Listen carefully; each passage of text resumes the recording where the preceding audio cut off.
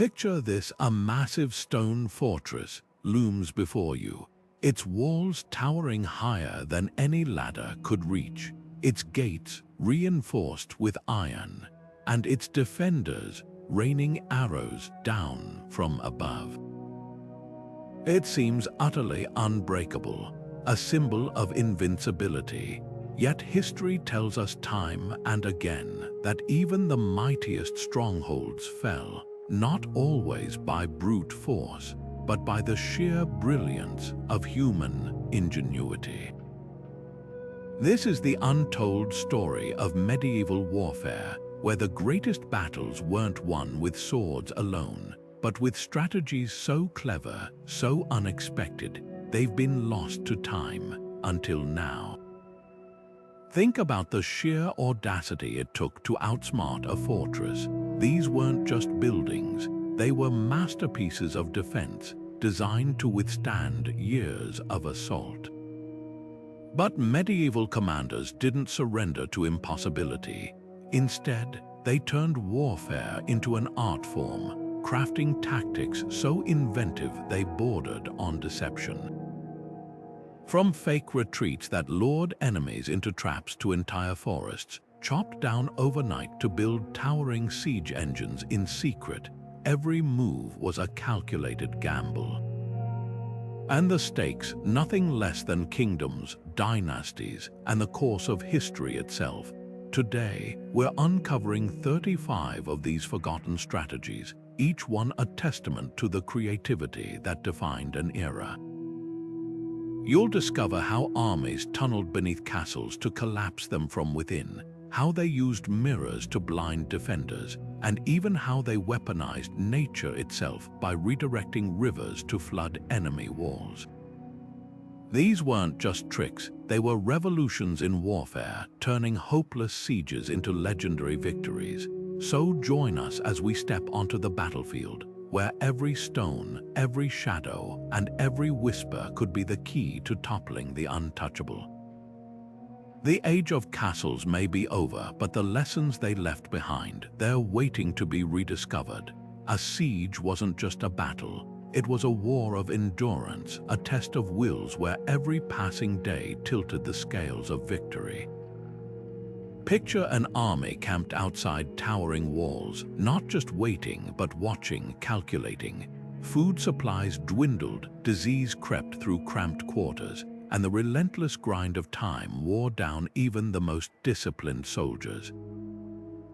Yet within that tension, brilliance thrived. Commanders knew brute force alone wouldn't crack a fortress, so they turned to cunning. Starvation was the oldest weapon: cut off supply lines, poison wells, and let hunger do the work. But the real masters of siegecraft went further. They played mind games, spreading rumors among defenders that relief armies had been defeated or that traitors lurked within the walls.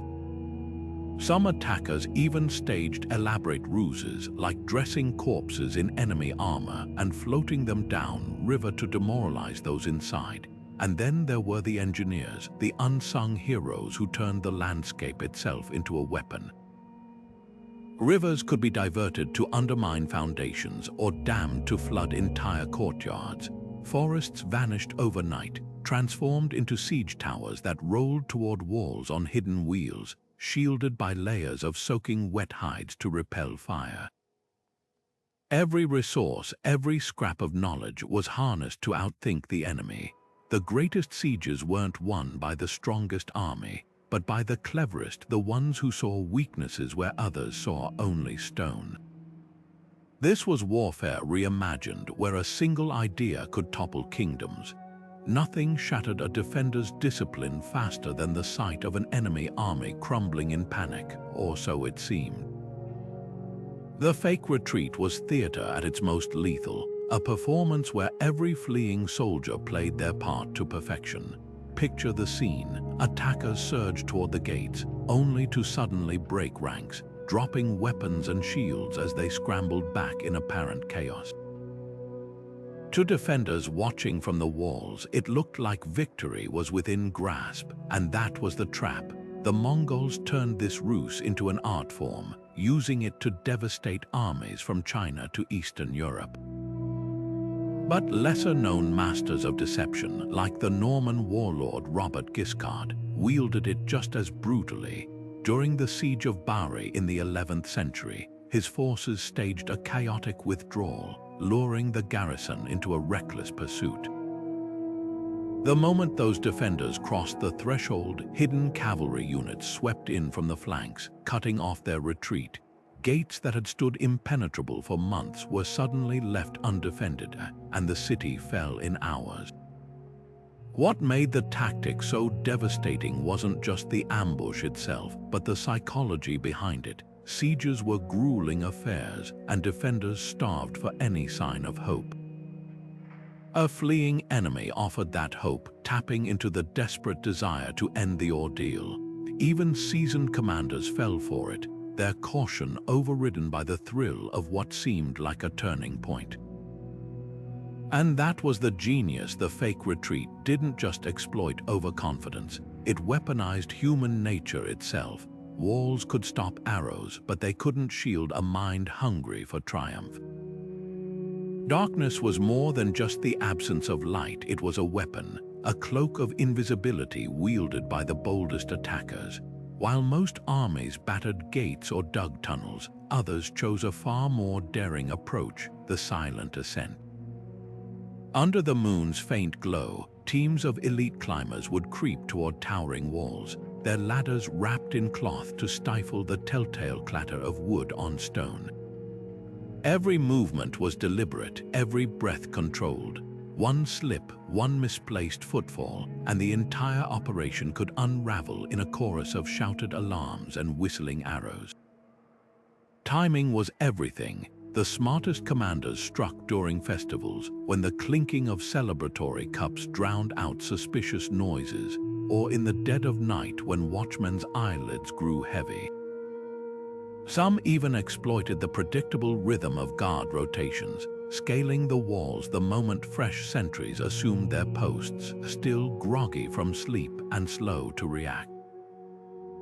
The Byzantine general Belisarius famously used this tactic during the siege of Naples in the 6th century, sending climbers up the city's neglected seaward walls while defenders fixated on his fleet's diversionary maneuvers. By sunrise, his men held the battlements and the gates were thrown open from within. But success demanded more than stealth. It required psychological manipulation. Defenders expected attacks at dawn when light favored the aggressors. Night assaults flipped that expectation, preying on the human instinct to feel safest in darkness. And yet, for every triumph, there were disasters like the failed climb at the Siege of Crema, where a single dropped torch revealed dozens of scaling ladders, turning the walls into a slaughterhouse of tumbling bodies. That was the gamble. Victory demanded perfection, where even the slightest error meant not just failure but annihilation. The nighttime ladder assault wasn't just a tactic, it was a high-stakes dance with shadows where silence meant survival. Imagine the sheer confusion when a castle's defenders peered over their walls to see not an army advancing, but a thundering herd of panicked cattle charging straight for their gates. Hooves kicked up dust, terrified bellows echoed across the battlefield, and in that moment of chaos, the real attack began. This was the Animal Stampede, a tactic so audacious it turned livestock into the ultimate decoy.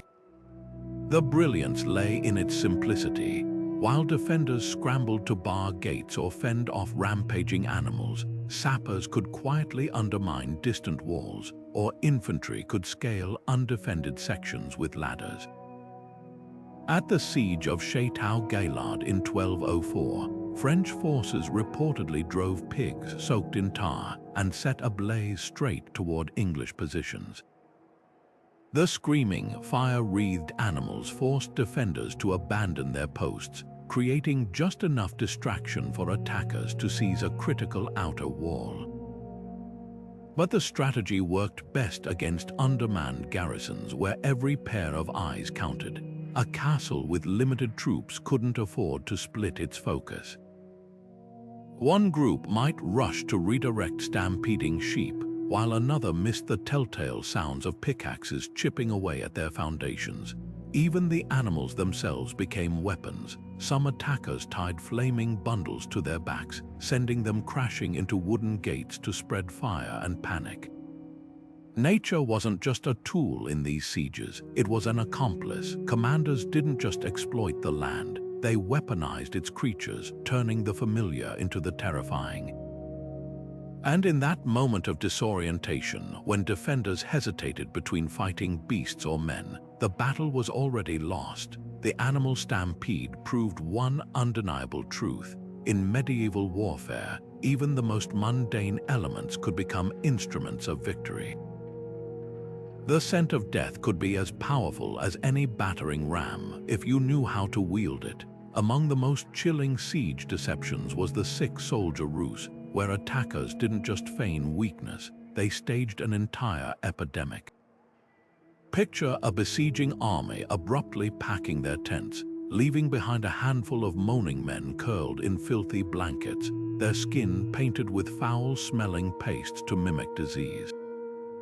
To defenders peering from the walls, it seemed like a miracle. The enemy had fled, decimated by plague, and that's when the trap snapped shut. History's most infamous use of this tactic came during the siege of Kaffa in the 14th century, where Mongol forces allegedly catapulted plague-ridden corpses over the walls. But lesser-known battles saw subtler variations. At the siege of Thessalonica in 904, Bulgarian troops staged a fake outbreak, leaving behind barrels of spoiled food and dying soldiers who clutched their stomachs in exaggerated agony. When Byzantine defenders ventured out to scavenge supplies, hidden attackers erupted from nearby woods, cutting off their retreat. The gates, left unguarded in the chaos, were breached before anyone realized the sickness was a sham. What made the ruse so effective wasn't just the theatrics, it preyed on two primal human instincts, greed and fear. Starving garrisons couldn't resist the promise of abandoned food and weapons, while the terror of contagion made them reckless. Some commanders doubled down by having actors die in gruesome, convulsing displays, ensuring defenders would hesitate to touch the bodies, buying time for the real assault. The sick-soldier gambit proved one brutal truth. In siege warfare, desperation could be just as lethal as any blade. Sometimes the most brilliant strategies were hidden in plain sight, disguised as something so ordinary, so harmless, that defenders never saw the danger coming. Take the Hollow Tree Gambit, where an entire attack force squeezed inside what looked like nothing more than a massive log being hauled toward the castle gates. To the guards watching from above, it was just another delivery of firewood, maybe even a gift from sympathetic locals, but inside that hollowed-out trunk, a dozen armed soldiers packed together like arrows in a quiver, waiting for the perfect moment to strike. The sheer audacity of this tactic was its greatest strength. No siege tower, no battering ram, just a single, unassuming tree rolled right up to the enemy's doorstep. Historical records suggest it was used during the siege of a minor Flemish fortress in the late 13th century, though details are scarce. What we do know is how it exploited human nature. Defenders expected grand, obvious threats, not a piece of timber. By the time they realized the firewood was crawling with enemies, it was too late. The hollow tree became a Trojan horse on a smaller, sneakier scale, proof that sometimes the best way through a fortress wasn't over or under, but straight through the front door, hidden in something no one would think to question. But pulling it off demanded more than just clever camouflage. Timing was everything. Soldiers inside had to endure cramped, airless darkness for hours, sometimes even days, waiting for the log to be dragged inside the walls. One cough, one clank of armor, and the entire plan would unravel. And then there was the moment of attack, bursting forth from the wood like a swarm of angry hornets, seizing control of the gates before defenders could sound the alarm. It was a gamble that relied on perfect execution, where a single misstep meant suffocation or slaughter. Yet for those who succeeded, the reward was legendary, a fortress taken without a single ladder raised or stone hurled. The hollow tree wasn't just a tactic, it was a masterclass in misdirection, turning the mundane into the miraculous. The white flag of surrender fluttering in the breeze should have meant safety, a moment to breathe, to negotiate, to believe the worst was over. But in the hands of a cunning commander, that same flag became a weapon sharper than any sword. The fake surrender was psychological warfare at its most brutal, exploiting the very codes of honor that were meant to protect the vanquished. Picture the scene: a besieged garrison, exhausted and low on supplies, watches as enemy troops lower their weapons and raise the universal symbol of peace. Relief washes over the defenders as gates creak open to discuss terms. And then, without warning, the trap springs. History remembers the siege of Château de Tours in 1242, where a French nobleman's promise of safe passage was nothing but a ruse. As the defending knights rode out under truce banners, hidden crossbowmen emerged from the tree line, cutting them down mid-sentence. The castle, now bereft of its best warriors, fell within hours. What made such betrayals so devastating wasn't just the violence, it was the calculated erosion of trust. Medieval warfare operated on fragile conventions. Chivalry demanded mercy for those who yielded. But for commanders willing to stain their reputations, breaking those rules guaranteed results. The tactic thrived on asymmetry. Honorable opponents, like the English at the Siege of Calais, often upheld truces even when suspicion gnawed at them, fearing the shame of broken oaths more than the blade. Meanwhile, those who faked surrender knew the first rule of survival. In the shadow of castle walls, morality was negotiable. Some attackers took the deception further, disguising soldiers as priests or merchants during fake parleys, their robes hiding daggers instead of scriptures. Others timed their surrender to coincide with relief forces approaching, knowing defenders would drop their guard at the sight of allies. Yet the fake surrender carried a hidden cost beyond its immediate brutality. Word traveled fast in the medieval world, and a commander known for such treachery might find future enemies refusing to negotiate at all, forcing bloodier, longer sieges. The gamble lay in knowing when the short-term gain outweighed the long-term consequences. For every castle taken through deceit, there were garrisons that fought to the last man, preferring death to dishonor. The lesson echoed through the ages. In war, trust was never given, it was earned, often at the point of a sword. Sunlight could be as deadly as any arrow when wielded with precision. The mirror-blind tactic transformed one of nature's most constant forces into a weapon of disorientation, turning defenders' greatest advantage, their elevated position, into a fatal weakness. Picture a line of attackers crouched behind polished shields, angling them just so as the sun crested the horizon. In an instant, blinding flashes of light would erupt across the battlements, searing into the eyes of archers and sentries alike. The effect was instantaneous, vision reduced to painful white streaks, aim thrown into chaos, and the once orderly defense now fumbling in disarray. The genius of this strategy lay in its simplicity. No complex machinery, no rare materials, just the clever manipulation of light. Historical accounts suggest Byzantine forces used mirrored shields during the siege of Rome in 537, though the tactic likely dates back even earlier. What made it so effective wasn't just the physical discomfort. It exploited the human reflex to flinch from sudden brightness. Defenders expecting to rain arrows down on advancing troops would instead drop their bows, hands flying to their faces in instinctive protection.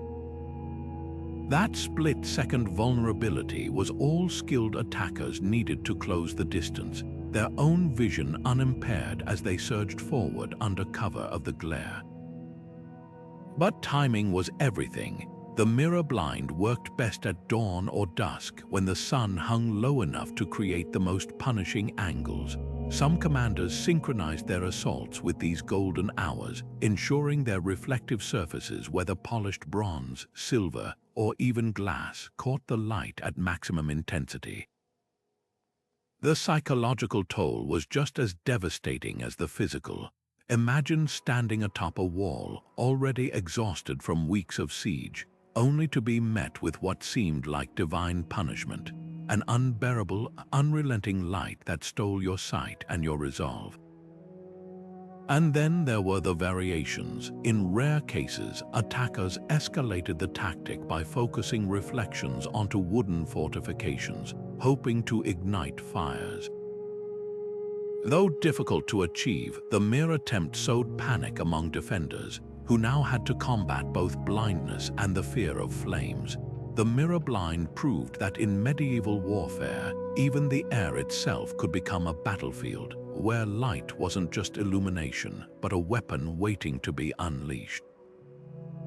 Beneath the clatter of swords and the crash of siege engines, another battle raged, one fought in suffocating darkness, where men carved through earth and stone with nothing but picks and desperation. Siege mining was warfare stripped down to its most primal form. If you couldn't go over the walls, you went under them. Teams of miners, often conscripted from local silver or coal pits, would dig narrow tunnels beneath a fortress's foundations, propping up the ceiling with wooden beams as they inched forward. Then, when the tunnel stretched directly under a critical section of wall or tower, they'd pack the chamber with brushwood, animal fat, or even barrels of oil. The moment the supports were torched, the tunnel would collapse, and with it, the structure above, leaving a gaping breach where once stood impenetrable stone. The sheer unpredictability of this tactic made it terrifying. Defenders might feel the ground tremble faintly beneath their feet, or hear the distant scrape of tools through the earth, but by then it was often too late.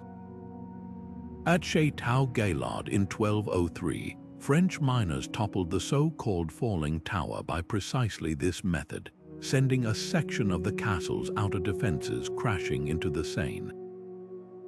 The collapse wasn't just physical, it was psychological. Imagine standing on a wall one moment and the next feeling the earth lurch beneath you as the stones dissolved into dust and rubble. But mining wasn't just about destruction, it was a game of countermoves. Savvy defenders dug their own tunnels, listening for enemy pickaxes, and then flooding or collapsing the opposing shafts. Some castles featured listening galleries, underground chambers where guards crouched with ears pressed to the ground, straining for the faintest sounds of digging. The Siege of Rochester in 1215 saw one of history's most brutal underground duels, where King John's miners accidentally broke into a counter-tunnel, sparking a claustrophobic melee in pitch-black passages barely wide enough to swing a dagger. What made mining so effective was its invisibility. While defenders braced for battering rams or scaling ladders, the real threat lurked beneath their feet, silent and unseen. And when the earth finally gave way, it wasn't just walls that crumbled, it was the illusion of safety itself. The ground beneath a fortress, once its anchor, became its executioner. Waterfront castles seemed untouchable moats, and high walls made them impervious to land assaults, while their harbors bristled with archers ready to sink any approaching vessel. But medieval commanders had an answer for these aquatic fortresses: the fire ship, a floating coffin packed with enough combustibles to turn the sea itself into an ally. Picture an old, stripped-down vessel, its hull crammed with barrels of pitch, oil-soaked rags, and bundles of dry firewood. As it drifted toward enemy docks on the evening tide, a single flaming arrow would arc through the darkness, and in an instant, the ship transformed into a roaring inferno, its sails blazing like torches as the wind drove it straight into the heart of the enemy's naval defenses. The tactic thrived on chaos. At the siege of Damietta during the Fifth Crusade, defenders watched in horror as fire ships slipped past their chains, blocking the Nile, igniting supply barges and sending panic rippling through the garrison. But the real genius lay in the details. Some attackers weighted the ship's rudders to steer them on a perfect collision course, while others timed the ignition to coincide with shifting winds, ensuring the flames spread faster than defenders could react. The Venetians mastered this during their siege of Tyre in the 12th century, disguising fire ships as harmless merchant vessels until they were too close to escape. What made fire ships so devastating wasn't just the destruction, it was the domino effect. A single burning vessel could ignite entire dockyards, cutting off food shipments or trapping warships in port. And for defenders, the psychological toll was worse than the flames. Imagine standing watch on a quiet night, only to see the horizon suddenly glow with approaching doom, knowing that water, the very element that should protect you, had become a highway for disaster. Yet the gamble was immense. A shift in wind could send the fire ship drifting back toward its own fleet, as nearly happened to the English at Calais in 1347.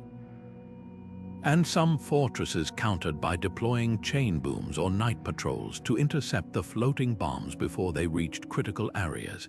But when it worked, the fire ship did more than burn docks. It shattered the illusion of safety behind watery walls, proving that even the sea could betray those who trusted it too much.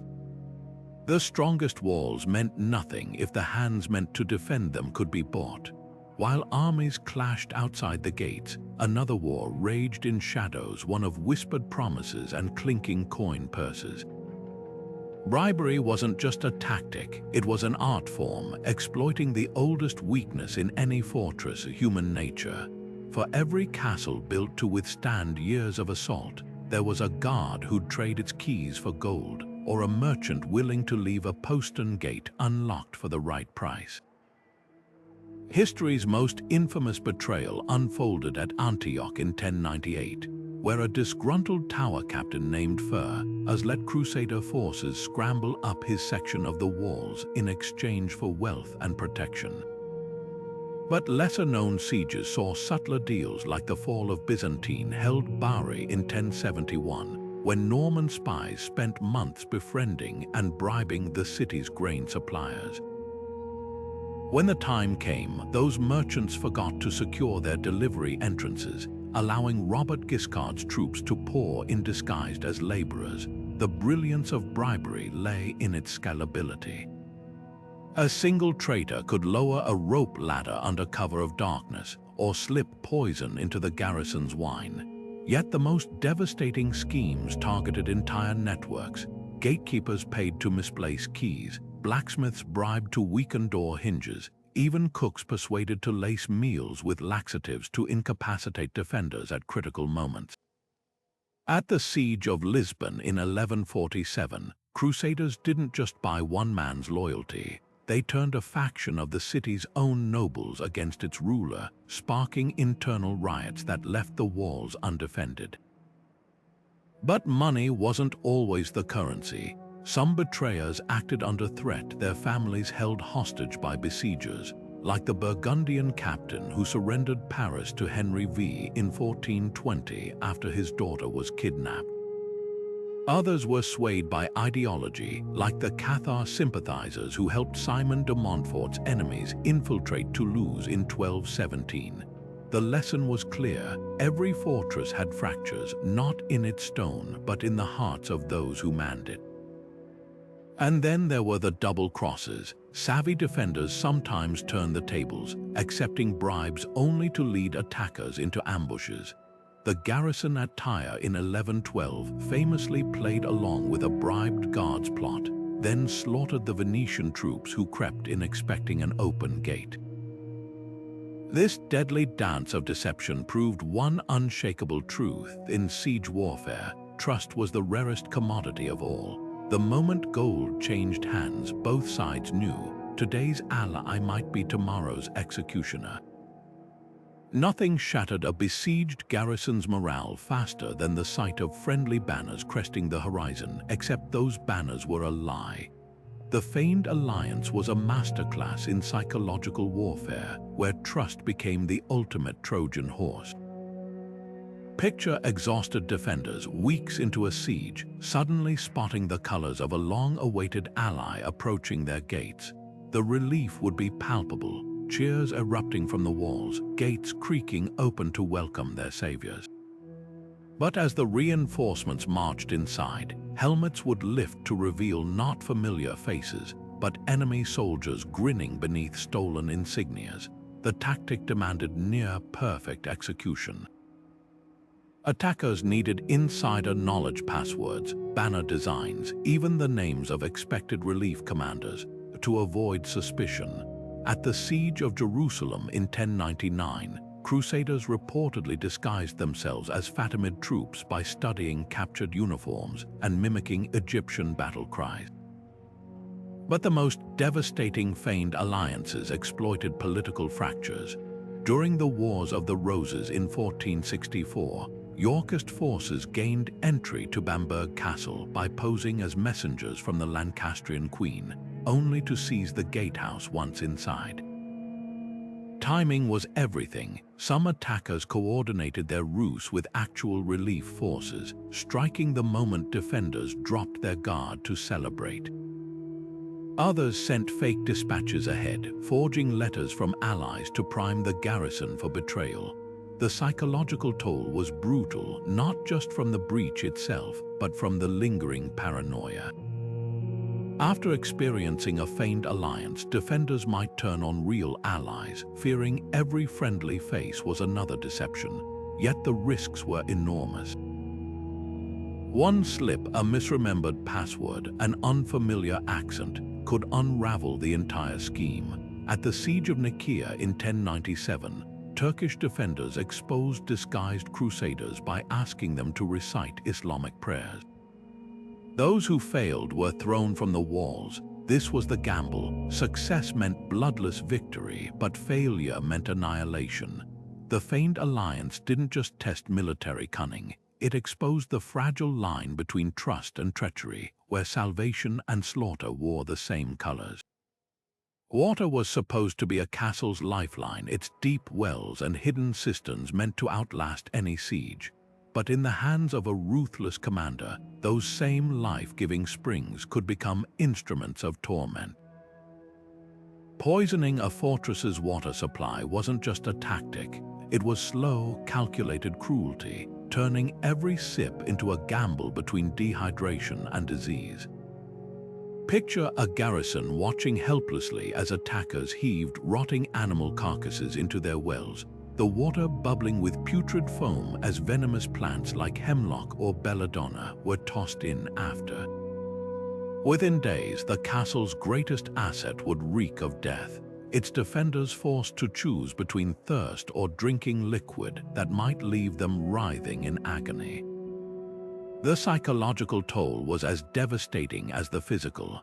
At the Siege of Thun-Eleverk in 1242, French troops catapulted decomposing horses into the fortress's moat, contaminating the primary water source.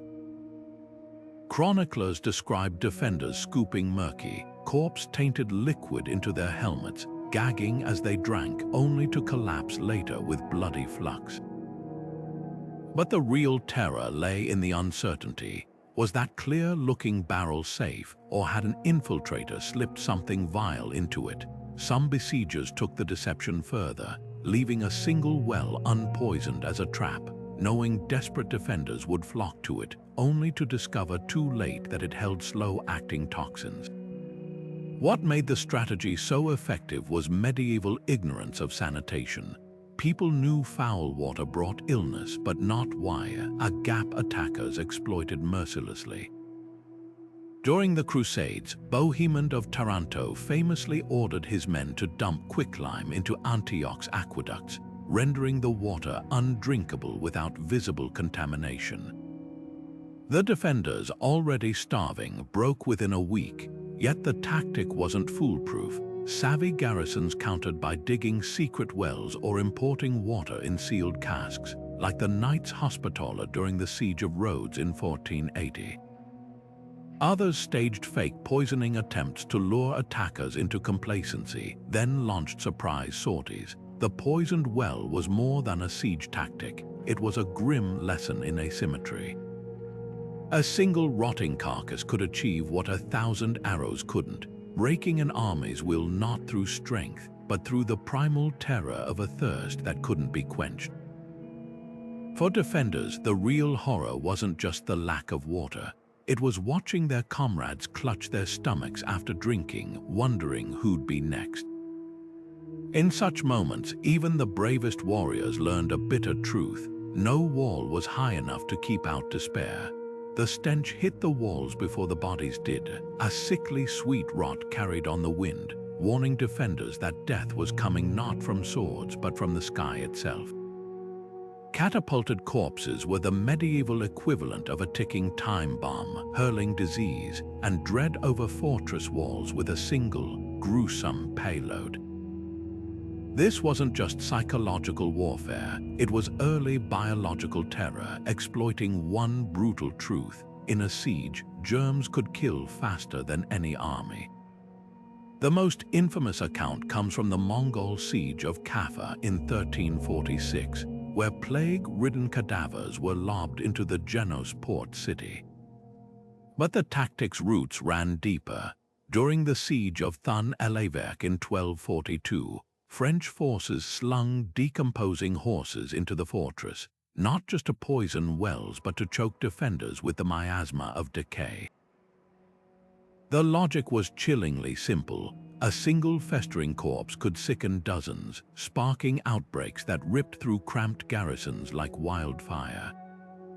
And in an age where medicine blamed illness on bad air, the sight of rotting bodies raining down was enough to break even the hardiest spirits, yet the gamble was immense. Wind shifts could blow contagion back onto besiegers, as nearly happened to the Ottomans at Belgrade in 1456. Some commanders mitigated this by catapulting only freshly dead animals just rotten enough to spread disease, but not so decomposed that their own troops risked infection. Others targeted specific areas like food storage yards, ensuring tainted remains contaminated supplies. The psychological impact often outweighed the physical toll. Chroniclers wrote of defenders weeping as they burned the bodies of their own fallen comrades, terrified that burial would seep sickness into the soil. But the darkest innovation came from those who weaponized their own dead. At the Siege of Neuss in 1475, Burgundian forces allegedly dressed slain enemies in their own uniforms before flinging them back into the city, a ghoulish taunt that blurred the line between tactic and atrocity. The message was clear: surrender or join the ammunition. For attackers, it was a brutal calculus. Every corpse launched was one less grave to dig, one less mouth to feed, and one more spark of terror to ignite behind enemy walls. The catapulted corpses revealed warfare at its most merciless, where desperation overrode humanity. Yet even in their horror, these acts forced a grim evolution in siegecraft. Defenders began designating dead grounds beyond walls for mass burials, while attackers learned to balance terror with practicality, knowing that a fortress riddled with plague was worthless once captured. In the end, this macabre tactic proved a haunting lesson. The dead could be deadlier than the living. A row of shadowy figures appeared on the horizon at dawn, helmets glinting, spears upright, their formations stretching farther than the eye could see. From the castle walls, it looked like an unstoppable tide of fresh troops arriving to bolster the besieging army. But as the sun rose higher, the truth became clear: those weren't soldiers at all. They were dummies, stuffed sacks draped in spare cloaks, wooden stakes topped with rusted helmets, even scarecrow-like figures lashed to horses to simulate cavalry. This was the art of fake reinforcements, where perception became more powerful than steel. The psychological impact was immediate. Defenders counting on the enemy's dwindling numbers would suddenly face the crushing realization that their tormentors had seemingly endless reserves. At the Siege of Harfleur in 1415, English commanders ordered their men to march the same squad of straw dummies in looping paths behind hills, creating the illusion of fresh regiments arriving hourly. By nightfall, the French garrison, convinced they were outnumbered 10-1, negotiated surrender rather than face annihilation. But the most brilliant deceptions played on human nature's tendency to see patterns where none existed. Some attackers positioned dummies in staggered formations, just far enough apart that defenders' eyes would fill in the gaps, imagining twice the actual numbers. Others tied lanterns to the figures after dark, mimicking the flickering campfires of a vast army. The Byzantines took it further during the siege of Dorostolon in 971, floating straw-filled boats down river to suggest naval reinforcements, a ruse so convincing the Ruse defenders abandoned their riverside defenses in panic. Yet the tactic carried risks. A sudden rainstorm could reduce straw dummies to soggy heaps, or a keen-eyed sentry might spot the unnatural stillness of wooden soldiers. The besiegers of Stirling Castle in 1304 learned this the hard way when Scottish defenders noticed their archers never drew bows, exposing the decoys and sparking a morale-boosting counterattack. The real power of fake reinforcements lay in their ambiguity. Unlike a battering ram or scaling ladder, their threat couldn't be measured. Were those distant figures the vanguard of 5,000 fresh troops or just 50 scarecrows? That uncertainty gnawed at defenders' resolve, turning every shadow into a potential enemy. In the calculus of siege warfare, sometimes the most dangerous weapon wasn't force, it was doubt, meticulously crafted from straw and shadows. Water was meant to be the ultimate defense, moats stretching wide, rivers carving natural barriers, all designed to keep attackers at bay. But medieval warfare had an answer for that too. The bridge of boats, a floating pathway lashed together from whatever vessels could be scavenged or built. Picture an army stalled at the edge of a rushing river, staring down the towering walls of a fortress just beyond. Instead of retreating, they got creative. Fishing boats, rafts, even dismantled siege engines were roped together, their decks lined with planks to form a swaying, improvised bridge. What looked like a chaotic jumble of wood was actually a stroke of genius, transforming a defensive advantage into a sudden vulnerability. The speed of assembly was the real marvel. At the Siege of Lisbon in 1147, Crusader forces constructed an entire floating bridge overnight using captured Moorish fishing vessels, catching defenders completely off guard.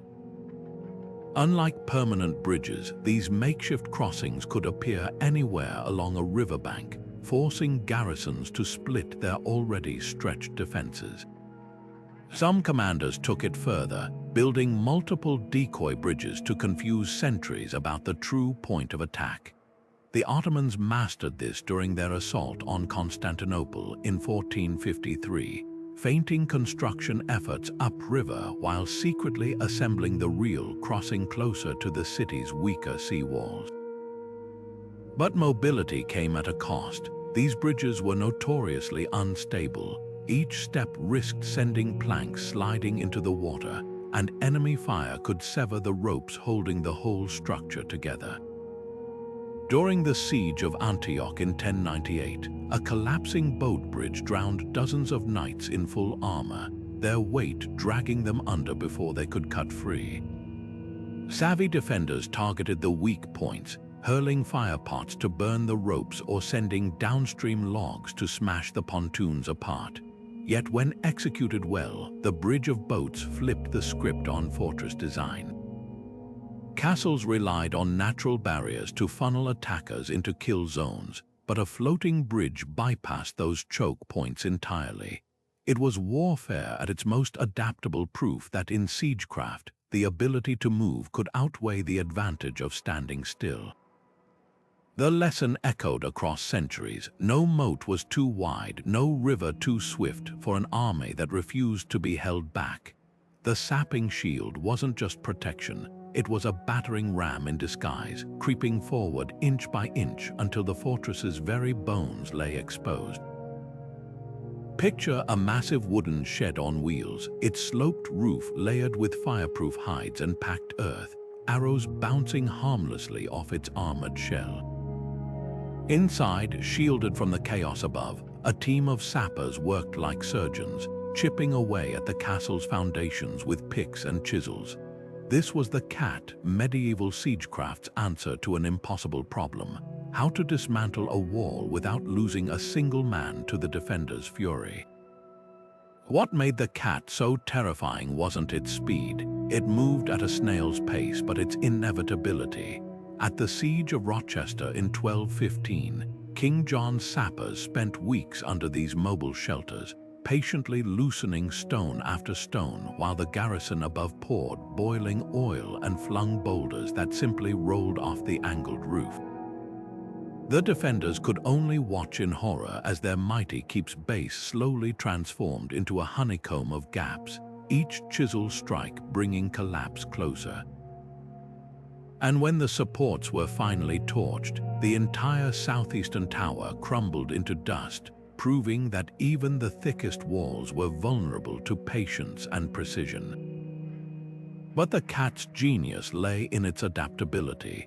Some versions featured hinged roofs that could be raised like drawbridges, allowing sappers to access higher sections of wall.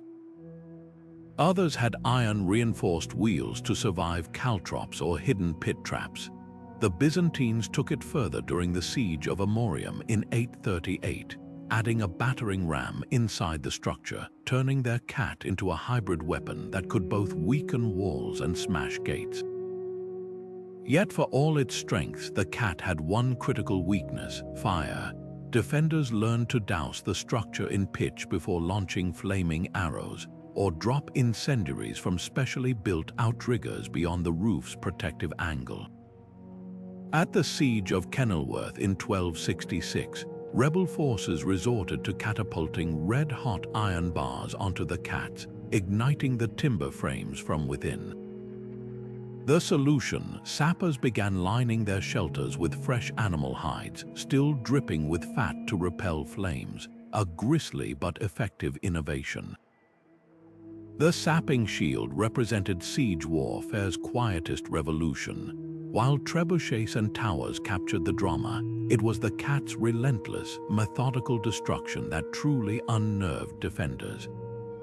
There was no glory in its work, no thunderous crash, just the endless tapping of metal on stone, a sound that whispered one undeniable truth: given enough time, even mountains could be moved. The sight of bloodied soldiers staggering toward the gates, their torn banners fluttering in familiar colors, should have been a moment of relief, but it was the ultimate betrayal in disguise. The false flag attack turned desperation into a weapon, exploiting the very humanity that should have offered sanctuary. Picture a group of retreating warriors, their armor dented, their voices hoarse from shouting warnings of an ambush or pursuing enemy. To the guards above, these were allies in distress, perhaps even survivors of a nearby skirmish. The gates would creak open just wide enough to offer mercy, and that's when the knives came out. Uniforms meant everything in medieval warfare, but they were shockingly easy to counterfeit. A captured tabard, a stolen helmet crest, even the right regional accent could turn enemies into convincing comrades. At the Siege of Antioch in 1098, Turkish defenders fell for this ruse twice in 1 week. First, when crusaders disguised as retreating Seljuk troops infiltrated the walls, then again when a group feigned being Armenian traders fleeing persecution. The real horror lay in the details. Attackers would often wound themselves to sell the illusion, smearing blood on their faces or limping convincingly. Some even carried corpses, their own men playing dead. only to spring up the moment the gates were unbarred. The psychological brilliance of the false flag was its exploitation of empathy. Defenders knew all too well the terror of being cut off behind enemy lines, and that shared fear made them hesitate to turn away friendly soldiers. During the 100 Years' War, French garrisons became so paranoid they demanded newcomers recite childhood nursery rhymes from specific provinces to prove their identity. But the most devastating iterations of this tactic involved layered deception. At the Siege of Acre in 1191, Saladin's forces disguised a second wave of attackers as Christian monks escorting wounded knights only for the holy men to draw hidden swords once inside the barbican. Yet the gamble was immense. One slip, a mismatched shield design, an unfamiliar battle cry, could expose the entire ploy. The defenders of Tyre in 1112 famously forced suspected false flaggers to handle venomous snakes, betting that true allies would trust divine protection. Those who refused were hurled from the walls, and therein lay the tactic's cruelest twist. It didn't just breach walls, it poisoned trust itself. After surviving a false flag attack, garrisons might slaughter genuine refugees or abandon allies to their fate, too traumatized to risk compassion. This was medieval warfare at its most psychologically complex, where the line between savior and slaughterer blurred with a change of clothes. The false flag didn't just conquer castles, it rewrote the rules of engagement, proving that in siegecraft, sometimes the most dangerous enemy was the one who looked exactly like a friend. Time was the invisible enemy inside every besieged fortress, ticking away with cruel precision. While defenders rationed moldy grain and slaughtered their last scrawny chickens, attackers weren't just waiting, they were counting. Medieval commanders knew starvation was inevitable, but the true masters of siegecraft turned hunger into a precise science. They didn't just blockade, they calibrated, studying harvest cycles, estimating granary capacities, even interrogating deserters to pinpoint the exact moment when empty bellies would override loyalty. Then, like clockwork, they'd escalate, launching feints at weakened sections of wall, taunting defenders with lavish mock banquets just beyond arrow range, all while their spies reported the growing desperation inside. The Siege of Jerusalem in 1099 revealed this chilling calculus in action. Crusader forces arrived just after the autumn harvest, knowing the city's storerooms were fullest, but they also knew those supplies were meant to last until spring. Instead of assaulting immediately, they waited, letting the natural rhythm of consumption do their work. By summer, Jewish and Muslim defenders were boiling leather belts for broth, while attackers gleefully baked bread in view of the walls. The final assault came not when the walls were weakest, but when the people behind them were. But the most brutal innovations came in manipulating time itself. Some commanders accelerated starvation by poisoning surrounding farmland months before a siege, ensuring no last-minute harvest could replenish stores. Others, like the Ottomans at Constantinople in 1453, deliberately allowed a trickle of food caravans through early on, not from mercy, but to stretch dwindling supplies just enough to prolong suffering without sparking desperate last stands. The Siege of Paris in 1420 saw English forces using captured fishermen as human calendars, forcing them to report daily on the Seine's dwindling catch until the math of hunger became undeniable. What made this tactic so devastating was its invisibility. Defenders could shore up cracks in walls or put out fires, but against the slow bleed of starvation, there were no heroic countermeasures, just the grim awareness that every meal brought them closer to collapse. And when that final threshold approached, attackers would often offer deceptively generous terms, knowing surrender was preferable to cannibalism. The siege starvation clock didn't just measure time, it weaponized hope itself, letting defenders watch their own salvation tick away bite by desperate bite. The stench would hit first, a thick, gagging reek that clung to clothes and skin long after the projectiles landed. Then came the splatter, rotting human waste slamming into battlements, dripping down walls, pooling in courtyards where defenders ate and slept. The night soil assault was medieval biological warfare at its most visceral, turning the most basic human function into a weapon of mass disgust. But this wasn't just about humiliation. It was a calculated strike at both body and mind. Every catapulted barrel of excrement carried invisible threats: dysentery, cholera, typhoid diseases that could cripple a garrison faster than any sword. The tactic thrived on asymmetry. While defenders needed clean spaces to treat wounds and store food, attackers could turn the entire landscape into an open sewer. During the siege of Stirling Castle in 1304, English forces reportedly launched so much filth over the walls that Scottish archers slipped on the sludge, their arrows skidding uselessly across fouled stone. But the real horror was the aftermath. Imagine trying to sleep in barracks reeking of decay, or drinking from wells now tainted with seepage. At the siege of Rouen in 1418, French chroniclers wrote of defenders retching as they scooped feces from rainwater cisterns, their thirst overcoming their revulsion. Psychological terror was just as potent as the biological toll. Some commanders mixed the waste with quicklime, creating caustic sludge that burned skin on contact. Others timed their bombardments to coincide with meals, knowing the sight of splattering filth would kill appetites and morale. The Ottomans took it further during the Siege of Rhodes in 1480, flinging the corpses of plague victims along with excrement, a grisly cocktail that left defenders questioning which was deadlier, the enemy outside or the pestilence within. Yet the night soil assault wasn't just crude, it was scientifically shrewd. Medieval medicine blamed disease on miasma, or bad air, and nothing embodied that theory like a fortress drowning in waste. The stench alone convinced defenders they were breathing death even before fever set in, and for attackers the logistics were brutally efficient. Every soldier produced ammunition, every latrine became an arsenal. The gamble, of course, was proximity. Wind shifts could blow the reek back onto besiegers, and capturing a plague-ridden fortress offered little reward.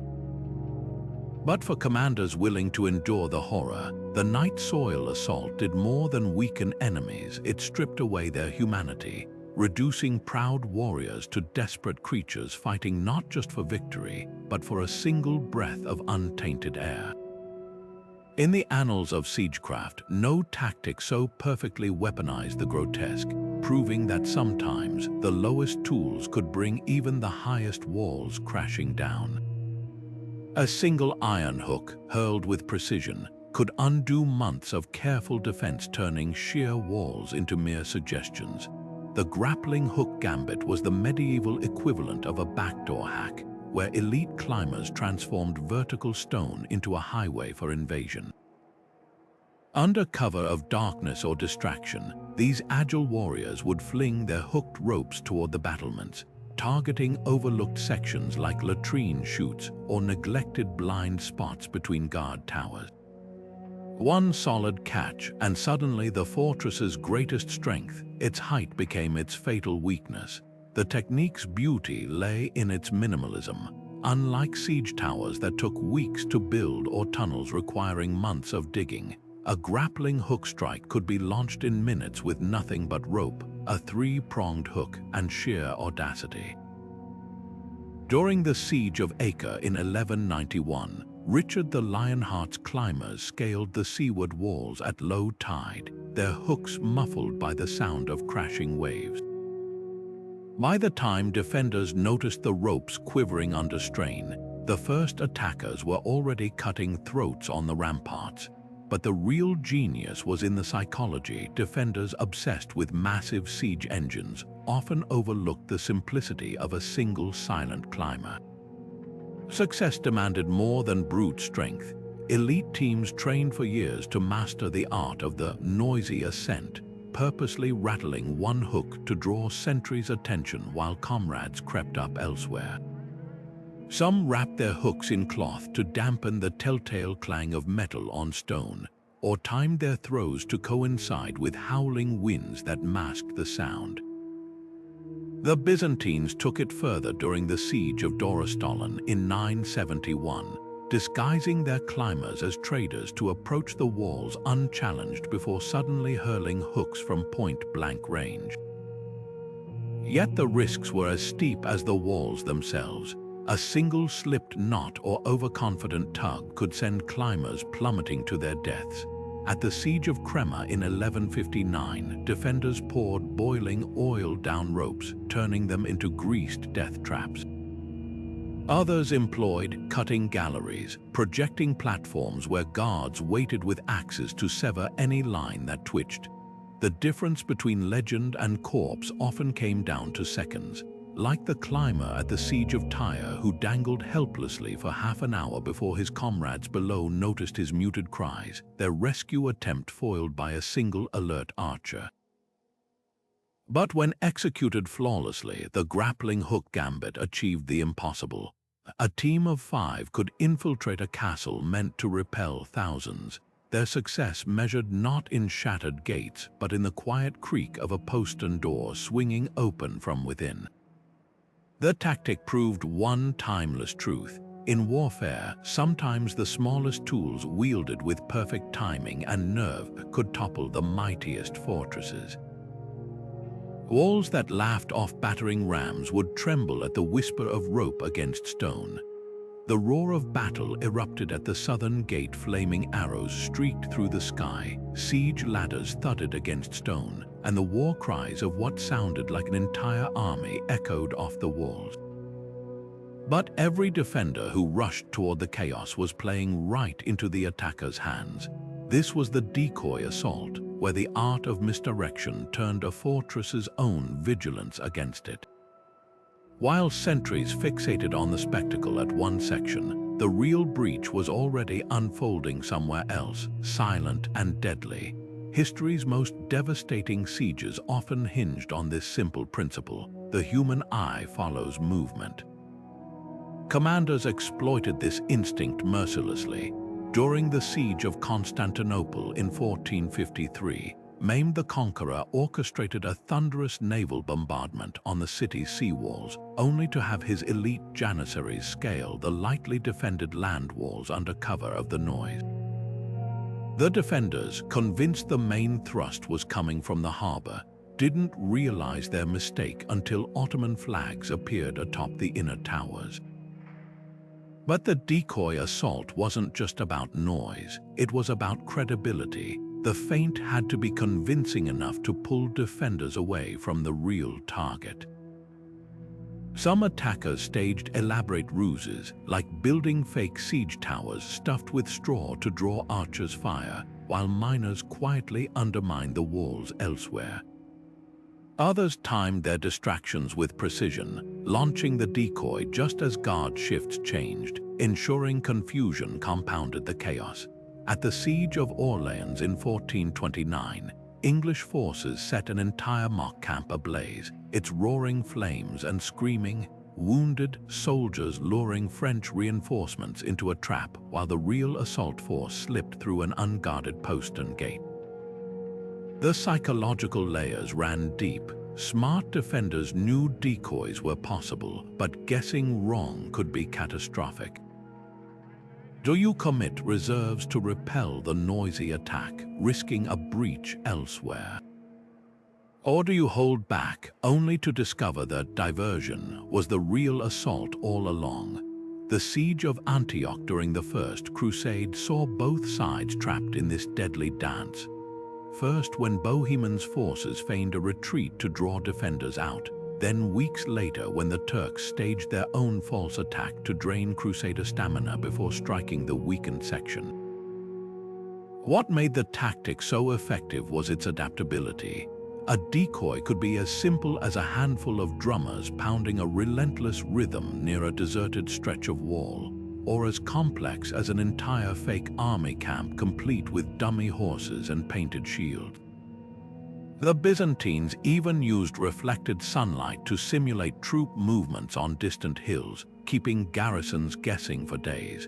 But the core principle remained. In siege warfare, the greatest weapon wasn't always force, it was attention, meticulously diverted until the fatal moment when the walls fell silently behind a curtain of noise. Nothing commanded attention on a battlefield quite like a siege tower, a hulking, multi-story monstrosity inching toward the walls, packed with archers and shielded by layers of soaked animal hide. Defenders couldn't look away, couldn't spare a single arrow for anything else, and that was the point. The siege tower bait was the ultimate magician's trick.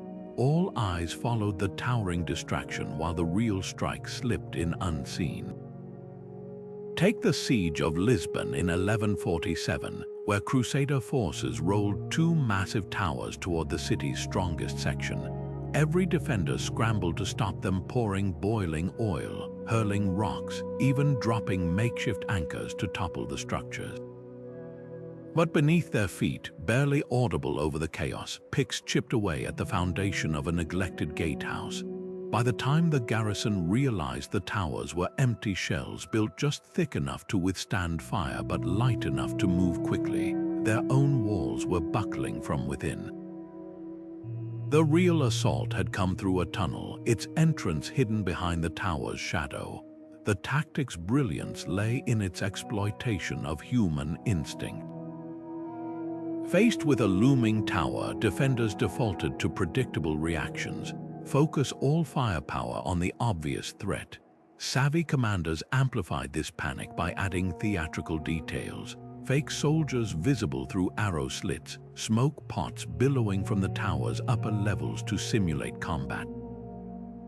At the Siege of Acre, Richard the Lionheart ordered his men to scream battle cries from inside the decoy tower, while the real strike force scaled the seawalls in silence. The defenders, convinced the main attack was coming from the landward side, left their flank exposed until it was too late. But the most devastating iterations of this ruse played the long game. During the siege of Château-Gaillard, French forces spent weeks constructing an elaborate siege tower, only to abandon it halfway to the walls, seemingly due to structural flaws. The English defenders, lulled into complacency, stopped reinforcing their underground defenses. That's when the French sappers struck, collapsing a critical section of wall under the guise of failure. The abandoned tower wasn't a mistake, it was the opening move in a deeper deception. The siege tower bait revealed a fundamental truth of medieval warfare: visibility was vulnerability. The more imposing a threat appeared, the more likely it was hiding something far worse. And for defenders, the lesson was brutal. Sometimes the greatest danger wasn't what you saw coming, but what you never thought to watch for. A soldier stumbles toward the castle gates at dusk, his uniform torn, his face streaked with dirt and what looks like blood. He collapses at the feet of the guards, gasping out warnings of betrayal. His own commanders planning a surprise attack at dawn, their siege engines positioned in the woods to the east. The garrison erupts into frantic activity, shifting their best archers and boiling oil cauldrons to face the wrong direction. And just like that, the trap is set. This was the fake deserter gambit, where a single well-trained actor could do more damage than an entire battalion. Medieval warfare understood a fundamental truth. Information was as vital as armor, and the right lie at the right moment could unravel months of preparation. These defectors weren't just fleeing cowards, they were carefully selected agents, often bilingual or familiar with enemy customs, who'd spent weeks memorizing false troop movements, fabricated supply shortages, even the names of imaginary traitors within the fortress walls. Their performance had to be flawless, down to the smallest detail. At the Siege of Antioch in 1098, a Frankish deserter reportedly convinced Turkish defenders he was starving by chewing bitter herbs to foam at the mouth. his trembling hands clutching a hollowed-out loaf of bread stuffed with rotten meat to sell the illusion of desperation. The brilliance of the tactic lay in its asymmetry. Defenders, isolated behind their walls, craved any scrap of intelligence about the besieging force. A deserter offering secrets was like water in the desert, too precious to question deeply. Some commanders took the deception further, having their agents escape in staged brawls or feign drunkenness to explain away inconsistencies in their stories. During the 100 Years' War, a Burgundian spy named Thibault de Nayrac famously defected to the English garrison at Calais, claiming he'd been flogged for criticizing his lord. His back bore fresh whip marks self-inflicted, but convincing enough to make his warnings about a planned assault from the docks seem credible. The moment the defenders massed at the harbor, the real attack came from the opposite side. But the most devastating lies preyed on existing fears. A fake deserter might whisper that the enemy had perfected some horrific new weapon, catapults that hurled plague corpses, or tunnels already dug beneath the latrines. At the siege of Harfleur, French defenders were told English sappers had discovered a way to ignite stone itself with Greek fire, sending them into a frenzy of futile preparations to wet down the walls. The truth was far simpler. While the garrison wasted energy dousing non-existent flames, the real sappers breached an undermanned section of curtain wall. The psychological toll was just as corrosive as any physical breach. After being fooled once, defenders became paranoid, turning on genuine deserters or even their own officers. Some garrisons began subjecting defectors to absurd tests, making them handle red-hot irons to prove their loyalty, or demanding they recite obscure local recipes. The siege of Constantinople saw would-be informants forced to swear oaths on relics smuggled out of the city itself, a circular logic where only traitors could confirm other traitors. Yet the gamble cut both ways. One slip, a misremembered detail, an accent too polished for a common soldier, could expose the entire ruse. The defenders of Tyre in 1112 grew suspicious when a dying deserter coughed up blood that smelled suspiciously like red wine and sheep's bile. Their discovery didn't just unveil the plot, it bred a legend that made future attempts nearly impossible. That was the cruel irony of the fake deserter. Success relied on perfect deception, but perfection made each subsequent lie harder to sell. In the end, these shadowy actors proved a timeless lesson of warfare. The sharpest blade wasn't steel, but trust, and once broken, no wall could piece it back together. The fake deserter didn't just bring down gates, it turned doubt into a weapon, leaving defenders to wonder if even their own reflections might be lying to them. Rain lashed the battlements, turning stone into slick mirrors while thunder drowned out the shouts of sentries struggling to keep their footing.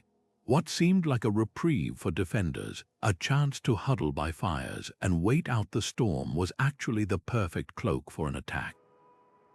Savvy commanders didn't just endure bad weather, they weaponized it, turning nature's chaos into a tactical masterpiece. Archers found their bowstrings slackened by humidity, their arrows veering wildly in the wind, while the drumming rain masked the creak of siege ladders being raised against neglected sections of wall. The siege of Acre in 1191 revealed just how devastating weather could be as an accomplice. Richard the Lionheart's forces waited for a howling gale to roll in from the sea before launching their assault. The defenders, blinded by sheets of rain, never saw the grappling hooks biting into the merlons until the first crusaders were already among them, their swords glinting in the sporadic flashes of lightning. But the real brilliance lay in the aftermath. The storm's lingering fury made it impossible for the garrison to organize counterattacks or even sound proper alarms, their shouts lost in the tempest. Some commanders took the tactic further, exploiting seasonal patterns with chilling precision. During the siege of Harlech Castle in 1486, Tudor forces timed their final push to coincide with the autumn equinox, when the combination of high tides and driving rain flooded the castle's lower bailey. Defenders scrambling through knee-deep water couldn't maneuver to repel the attackers scaling the now accessible upper walls. Others used winter's bite to their advantage. The frozen moats at the Siege of Moscow in 1612 weren't just crossable. They became highways for sledges carrying siege engines right up to the Kremlin's gates. The psychological toll was as potent as the physical obstacles. Imagine standing watch in a thunderstorm for hours, your fingers numb, your helmet brim pouring water down your neck, jumping at every shadow. Then, just as exhaustion sets in, the shadows move. The Ottomans mastered this during the Siege of Belgrade, attacking not during the storm's peak, but in the eerie lull that followed when defenders emerged to assess damage, only to find the enemy already inside their shattered gates. Yet the gamble carried brutal risks. At the Siege of Stirling in 1304, Scottish attackers found their own torches extinguished by horizontal rain, leaving them stumbling blindly into pits dug by English defenders. Some weather manipulations backfired spectacularly, like the French attempt to assault a Burgundian castle during a blizzard, only to have their entire advance column vanish into snowdrifts. But when executed flawlessly, weather exploitation proved that the greatest siege engine wasn't man-made at all. It was the sky itself, unleashing its fury at the precise moment defenders least expected and least could resist. The relentless thrum of war drums began at dawn, a deep, pulsing rhythm that seeped into every stone of the fortress, vibrating through the floors, echoing in the chambers where exhausted defenders tried to snatch a few moments of sleep. It wasn't just noise, it was a calculated assault on the mind, a form of torture as old as siege warfare itself. Commanders knew that sound didn't just travel over walls, it wormed its way into the psyche, fraying nerves, distorting time, and turning even the bravest soldiers into hollow-eyed shadows of themselves. Take the siege of Constantinople in 1453, where Ottoman forces deployed an orchestra of terror. Giant drums taller than a man, horns carved from animal tusks, and even metal sheets struck with hammers to simulate thunder. The cacophony never stopped. Just as one group of musicians exhausted themselves, another took over, creating an unbroken wave of sound that made coherent thought nearly impossible. Defenders reported hallucinations, mistaking the distant beat of timpani for the footsteps of an approaching army, or the blare of horns for the screams of comrades under attack. The effect was as precise as it was cruel sleep deprivation compounded by auditory bombardment, leaving sentries swaying on their feet, their reactions slowed just enough for the real assault to break through. But the most insidious iterations of this tactic played with predictability. Some besiegers lulled defenders into false security with days of silence, only to unleash a sudden midnight chorus of clashing cymbals and shrieking whistles. At the Siege of Kenilworth in 1266, rebel forces alternated between deafening noise and eerie quiet, keeping the royal garrison in a state of perpetual tension. The unpredictability was worse than the noise itself, like waiting for a thunderclap that never came until the tension became unbearable, and then there were the chants. Coordinated shouts could be deadlier than arrows, especially when they carried messages designed to unnerve. During the 100 Years' War, English troops besieging a French castle would rhythmically bellow the names of known defenders, listing their wives, children, and even the layout of their homes, proof that the attackers had spies inside, that no one was safe. Other armies recited prayers in the enemy's own language, sowing doubt about divine favor. The psychological chant wasn't just about volume, it was about intimacy, the horror of realizing your deepest fears were being weaponized against you. Yet the cruelest twist lay in the aftermath. Long after the siege ended, survivors would flinch at the sound of a blacksmith's hammer or a child's drum, their bodies still braced for an attack that would never come. The drums might stop, but the terror lingered, etched into memory like scars. In the end, the most impregnable fortress wasn't the one with the thickest walls. It was the mind that hadn't yet been broken. And once sound found its way in, even stone couldn't keep it out. Even the most vigilant sentry couldn't watch every inch of a fortress's perimeter, especially when the threat came from below, not in the form of sappers, but from nature's own engineers. Badgers, foxes, and other burrowing animals often tunneled beneath castle walls, creating narrow passageways that seemed insignificant until a cunning commander noticed their potential. These forgotten animal highways became the ultimate stealth weapon in siege warfare, turning the land itself into an unwitting accomplice. The process was equal parts patience and precision. Scouts would scour the terrain for signs of active burrows, freshly dug earth, claw marks in the soil, even the faintest scent of animal musk. Once identified, teams of slender soldiers, often youths or specially trained infiltrators, would painstakingly widen the tunnels just enough to squeeze through, reinforcing the walls with wooden braces to prevent collapse. The siege of Crac des Chevaliers in 1271 saw Mamluk forces exploit this very tactic, discovering a badger den that ran beneath the outer curtain wall. Under cover of darkness, they silently enlarged the passage, emerging inside the fortress like ghosts materializing from the earth. But the real genius lay in the deception. Unlike traditional mining operations, animal burrows left no visible trace above ground, no telltale mounds of excavated dirt, no sounds of pickaxes echoing through the earth. Defenders focused on human threats never thought to guard against the quiet work of claws and teeth. Some commanders took the ruse further, deliberately encouraging animals to dig near weak points by burying food just beyond the walls. At the siege of Château-de-Coucy in 1415, Burgundian attackers reportedly used this method for weeks, luring badgers to tunnel along the castle's poorly drained southern flank before commandeering their handiwork.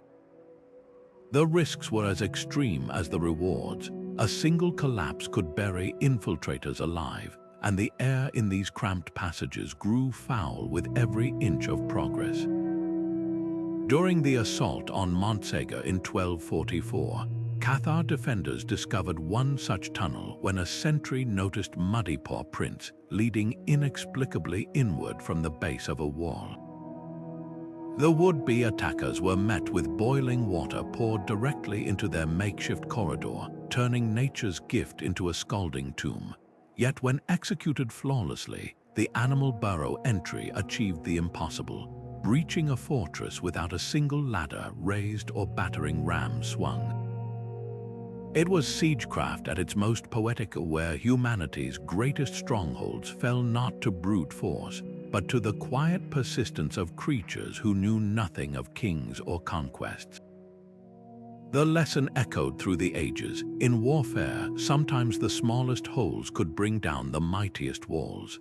Flames erupted without warning, a rooftop here, a stable there, each new fire springing up like some cruel game of whack-a-mole played with torches instead of mallets. This was the fire arrow barrage, where medieval archers became pyrotechnic artists, raining down not just death but chaos itself. Picture a volley of arrows streaking through the sky, their tips wrapped in oil-soaked linen that burned with a hungry, sputtering light. The moment they struck straw-thatched roofs or wooden outbuildings, the real psychological warfare began. Defenders faced an impossible choice: let the fires spread unchecked, risking the entire fortress going up in smoke, or pull soldiers from the walls to form bucket brigades, leaving critical gaps in their defenses. During the siege of Nottingham in 1194, chroniclers described how King Richard's archers timed their fire arrows to strike just as the garrison's dinner cauldrons were being lit. ensuring maximum panic as flames leaped from kitchens to barracks. But the true genius lay in the pacing. Rather than unleashing a single devastating volley, smart commanders spaced out their fire attacks, keeping defenders in a constant state of triage. One moment they'd be dousing a blaze in the granary, the next sprinting to save the armory, all while the real assault force crept closer to undermanned battlements. The materials mattered as much as the tactics. Some archers used pitch-soaked rags that stuck to surfaces like napalm, while others packed hollow arrowheads with slow-burning mixtures that ignited only after embedding in wood. The Byzantines took it further, crafting specialized, flying fire arrows with compartments of quicklime and water that erupted on impact, creating fires even rain couldn't extinguish. At the Siege of Durazzo in 1081, Norman attackers combined fire arrows with petroleum-filled clay pots, turning the harbor into a floating inferno that distracted the garrison while sappers tunneled beneath the landward gates. Yet the fire arrow's greatest power wasn't destruction, it was misdirection. A single well-placed flame could trigger disproportionate chaos, like at the Siege of Jerusalem where Crusaders ignited a mosque's rooftop, drawing every available defender to the holy site while their ladder teams scaled distant walls unopposed. Other commanders exploited seasonal conditions, waiting for dry summers when a spark could consume entire districts. The defenders of Château-Gaillard learned this brutally in 1204, when Philip Augustus archers timed their volley to coincide with a stiff autumn wind, transforming the outer bailey into a firestorm that forced the garrison to retreat inward straight into a waiting ambush. But the tactic wasn't foolproof. Wet hides stretched over rooftops could smother flames, and alert sentries might spot the telltale glow of incoming arrows in time to sound alarms. Some fortresses kept trained teams of fire watchers with soaked blankets and sand barrels at the ready. The Mongols countered this at the Siege of Zhongdu by firing alternating volleys of regular arrows to keep defenders pinned down while their fire arrows did their work unseen. In the end, the fire arrow barrage proved that warfare wasn't just about breaking walls, it was about breaking focus. Every bucket of water thrown at a burning stable was one less shield against the grappling hook biting into the curtain wall, one less eye watching for the sapper's pickaxe chipping away below. The flames themselves were merely the spectacle. The real damage came from the impossible choices they forced between saving a fortress's bones or its beating heart. The ground trembled with each thunderous impact, the rhythmic boom of iron against oak echoing across the battlefield as the battering ram pounded the gate. Defenders scrambled to reinforce the hinges, pouring burning pitch onto the ram's protective roof, their attention locked onto this singular threat. But the real danger wasn't the splintering wood, it was the sound itself. Every crash of the ram masked a far more insidious assault, the quiet scrape of shovels digging deep beneath the fortress's foundations.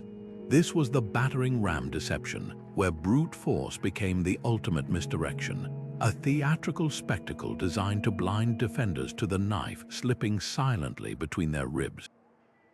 Consider the siege of Rochester Castle in 1215, where King John's forces spent days hammering at the gates with a massive ram named Bad Neighbor. The garrison, fixated on repelling this obvious threat, missed the faint vibrations beneath their feet until the southeastern tower abruptly collapsed into a cloud of dust. The ram hadn't been trying to break the gate. It had been buying time for sappers to hollow out the earth below. The sheer audacity of the tactic lay in its simplicity. No one expects the loudest weapon on the battlefield to be a decoy. The psychology behind this ruse was razor sharp. Humans instinctively focus on immediate, visible threats, especially ones that shake the ground beneath them. Savvy commanders amplified this instinct by making their rams absurdly conspicuous, draping them in fearsome carvings or assigning teams to chant with each swing, turning the operation into a gruesome parade. At the siege of Château-Gaillard, French attackers even staged a mock failure, pretending their ram had broken mid-assault. The English defenders, cheering the apparent victory, dropped their guard just as French miners breached a neglected section of the outer wall. But the deception demanded meticulous coordination. Sappers worked in near darkness, their ears tuned to the ram's strikes, digging only during impacts to mask the sound of their picks. Some used the ram's vibrations to their advantage, letting the rhythmic shaking loosen compacted soil. Others timed their tunneling to coincide with the ram's final, seemingly futile blows, ensuring the wall collapsed just as defenders believed they'd triumphed over the visible threat. The Byzantines took it further during the siege of Amorium, disguising their sappers as repair crews sent to fix the damaged gate, only to dismantle its supports from within. The real brilliance, though, lay in the aftermath. Even when defenders suspected a ruse, the ram's relentless assault left them no choice but to commit resources to stopping it. Do nothing and the gate might actually fall, divert attention and the tunnel might succeed. It was a lose-lose scenario engineered to perfection. The siege of Stirling Castle in 1304 saw this dilemma play out brutally. Scottish defenders, convinced the English ram was a feint, ignored it until the gates burst open, only to realize too late that the tunnel they'd been guarding against was a fiction. The ram had been real all along. This duality, the weapon that could be both threat and illusion, revealed a deeper truth of medieval warfare. Nothing was ever as it seemed. The battering ram deception didn't just break gates. It shattered assumptions, proving that even the most straightforward tools could be wielded with the subtlety of a master illusionist. In the end, the greatest strength of a fortress wasn't its walls, but the vigilance of those who manned them, and vigilance, as history showed, was easily distracted by noise. Nothing shattered the fragile trust of a siege faster than the clink of a poisoned goblet or the sudden flash of blades at a banquet table.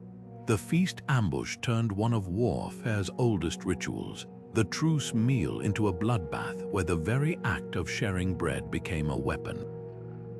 Picture this: after months of stalemate, the besieging commander extends an olive branch, inviting his exhausted adversaries to a lavish feast just beyond the castle walls. The defenders, starved for fresh food and desperate for any respite from the tension, cautiously accept. Tables groan under roasted meats and rare spices, wine flows freely, and for a fleeting moment, the horrors of war seem distant. Then, as hands reach for second helpings, the trap springs, hidden daggers slide from sleeves, armored soldiers burst from behind tapestries, and the banquet becomes a slaughterhouse. History's most infamous example unfolded at the siege of Château-de-Coucy in 1415. Burgundian forces, locked in a grueling standoff with the garrison, proposed a feast to honor a fictional religious holiday. The defenders, lulled by weeks of petty skirmishes and the apparent sincerity of their foes, let their guard down. Midway through the meal, Burgundian servers, actually disguised knights, overturned tables as signal, while crossbowmen hidden in the kitchens unleashed a volley through the hall's narrow windows. Within minutes, the castle's leadership lay dead, their throats slit by the very men who'd poured their wine moments earlier. But the feast ambush wasn't just about violence, it preyed on deeply ingrained social codes. Medieval warfare operated on a precarious balance of honor and pragmatism. Breaking bread together was sacrosanct, a gesture of goodwill that even bitter enemies respected until someone didn't. The psychological impact of such betrayals lingered long after the blood dried. Garrisons that survived a feast ambush became notorious for refusing all future parleys, even legitimate surrender negotiations. a lesson learned at terrible cost during the 100 Years' War, when English defenders at Calais starved to death rather than risk another poisoned banquet. The tactic's cruelty lay in its precision. Unlike mass assaults that spared no one, feast ambushes targeted commanders and nobles, the brains of the defense. Remove them, and the fortress became a headless beast, thrashing blindly until it collapsed. Some besiegers took the deception further, timing their strikes to coincide with toasts or prayers, ensuring victims were unarmed and off balance. At the siege of Antioch, Turkish forces allegedly drugged the wine served to Crusader envoys, leaving them groggy and disoriented when the attack came. Yet the feast ambush carried a steep price: the betrayer's reputation. Word of such treachery spread like wildfire, making future diplomacy impossible. After the massacre at Coucy, Burgundian commanders found garrisons refusing to negotiate with them under any circumstances, forcing longer, bloodier sieges. The Gambit revealed warfare's darkest truth. Sometimes the easiest way through a fortress wasn't over the walls, but through the shared meal that should have been sacred. In the end, the feast ambush didn't just break defenses, it broke the very idea of trust, leaving behind a world where even a dinner invitation could be a death sentence. Water was supposed to be a fortress's steadfast ally, moats brimming with protective depths, rivers carving natural barriers, wells offering life-giving sustenance. But in the hands of a ruthless commander, these same waters could become instruments of destruction, reshaping the battlefield itself. The water diversion tactic transformed the environment into a weapon, proving that sometimes the most formidable defenses could be toppled not by force, arms, or fire, but by the silent, relentless power of redirected currents. Picture a castle perched proudly beside a river, its moats fed by the steady flow, its foundations seemingly unshakable. Then, almost imperceptibly, the water level begins to drop. Upstream, an army of laborers toils day and night, diverting the river's course with makeshift dams and trenches. Within days, the moat becomes a stagnant pit, the wells run dry, and the softened earth beneath the walls begins to shift. This wasn't just sabotage, it was geological warfare. The siege of Antioch in 1098 saw Crusader forces employ this very strategy, starving the city's defenses of water while simultaneously exposing its vulnerable underbelly. Without the river's support, the once imposing walls began to sag, their mortar crumbling as the earth beneath them turned to mud. But diversion was only half the equation. The true masters of this tactic didn't just starve fortresses of water, they drowned them. At the siege of Kenilworth in 1266, royalist forces dammed the surrounding streams, transforming the castle's protective moats into rising death traps. Defenders watched in horror as the water climbed higher, inch by inch, flooding storerooms, extinguishing fires, and rendering defensive positions useless. The psychological toll was as devastating as the physical damage. There's a particular terror in watching an element as fundamental as water, something meant to sustain life, slowly become an agent of suffocation. The brilliance of water diversion lay in its adaptability. In arid regions, armies might collapse underground aqueducts, like the Romans did during the siege of Masada, leaving defenders to bake under the sun without a drop to drink. In floodplains, commanders could reverse the strategy, breaching dikes to turn the land into a quagmire, as the Dutch did against Spanish invaders in the 16th century. Even seasonal changes could be weaponized. Spring melts turned into torrents aimed at gates, winter freezes used to create deceptive pathways over ice. Yet the tactic wasn't foolproof. Nature had a way of resisting human manipulation. A poorly timed rainstorm could undo months of labor, or a diverted river might refuse to stay in its new course. At the Siege of Rochester, King John's attempt to undermine the castle by redirecting the river Medway failed spectacularly when autumn rains swelled the waters, washing away his carefully constructed dams. Defenders jeered from the walls as the king's own tools of destruction became his downfall. The water diversion revealed a profound truth of medieval warfare. The greatest sieges weren't just battles between armies, but struggles against the very landscape. Commanders who understood this didn't just fight their enemies, they fought the earth, the sky, and the flow of rivers, bending nature itself to their will. And in that struggle, the difference between victory and defeat often came down to something as simple as which side knew how to make water obey.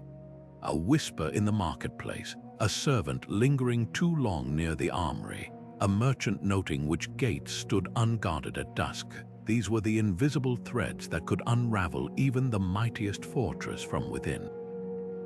The silent siege engine wasn't made of wood or iron, but of information, meticulously gathered by networks of spies who turned everyday life into a weapon. While armies clashed outside the walls, these shadow operatives moved unnoticed, mapping guard rotations, counting grain sacks in storerooms, and identifying which mortar joints had begun to crumble. Knowledge wasn't just power, it was the difference between a costly, months-long siege and a single, surgical strike. Take the fall of Constantinople in 1453. While Mehmed's cannons hammered the Theodosian walls, his true advantage lay in the reports of Greek defectors who revealed a critical flaw. The Kirkoport, a gate, hidden in a curve of the landward defenses, had been left unsecured after a hasty repair. That single scrap of intelligence passed through a chain of fishermen and merchants, allowed Ottoman troops to breach the city where it was least expected. But the most effective spy networks didn't just exploit existing weaknesses, they created them. During the Siege of Tyre, Saladin's agents spent months posing as wool traders, gradually convincing the garrison to relocate their main grain storage to a building with a flimsy outer wall. When the assault came, that wall collapsed under a single ram strike, leaving the defenders starving within weeks. The brilliance of these operations lay in their subtlety. A well-placed spy didn't need to scale walls or smuggle weapons, they simply needed to observe and remember. A laundress might note which knights left their posts early for feasts, or a blacksmith could report which gates creaked loudest when opened. Some commanders took it further, planting false defectors who fed garrisons misleading troop counts or exaggerated supply shortages, paralyzing them with indecision. At the siege of Château-Gaillard, French spies spread rumors of a planned relief force that never existed, tricking the English into exhausting their arrows on phantom scouts in the surrounding woods. Yet the most devastating intelligence often came from the most mundane sources. During the Crusader siege of Antioch, a local baker's daughter, paid with nothing but a promise of safety, revealed a sewage tunnel large enough for armed men to crawl through. The resulting nighttime infiltration became legendary, but the real lesson was simpler. In siege warfare, the people who seemed least threatening often held the keys to victory. Defenders might brace for battering rams and fire arrows, but how does one fortify against a child's gossip or a drunk guard's loose tongue? The spy network's true power wasn't in stealing secrets, it was in eroding trust. After surviving an infiltration, garrisons became paranoid, turning on their own citizens in witch hunts that often backfired. The siege of Jerusalem saw Jewish and Muslim defenders accusing each other of collusion, their suspicion fracturing the alliance that might have saved them. And therein lay the cruelest irony. The fear of spies could be as destructive as the spies themselves. When every whispered conversation might be a coded message, when every servant's glance could hide treachery, the fortress's greatest weakness wasn't its walls, it was the human doubt festering behind them. In the end, these shadow wars proved a timeless truth. No castle, however high its walls, could defend against an idea whispered in the right ear at the right moment. The spy network didn't just gather information, it weaponized the ordinary, turning bread deliveries into reconnaissance missions and tavern chatter into battle plans. And when the final assault came, it wasn't the strength of arms that decided the day, but the sum of 1,000 small betrayals, each one chiseling away at the illusion of safety stone by stone. A gleaming chest sat just beyond arrow range, its lid slightly ajar to reveal the unmistakable glint of gold coins and jeweled goblets. To the starving defenders peering from the battlements, it must have seemed like divine providence, an enemy supply wagon abandoned in haste, or perhaps a nobleman's ransom dropped during the night. But every ounce of that treasure was poison, carefully placed to exploit the oldest weakness in any fortress, human greed. The fake treasure lure turned avarice into a lethal trap, where the promise of wealth became the bait for a meticulously planned ambush.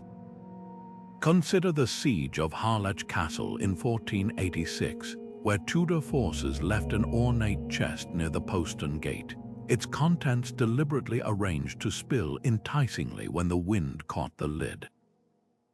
The moment a handful of defenders crept out to claim their prize, hidden archers unleashed a storm of arrows, not at the looters but at the now undefended gatehouse.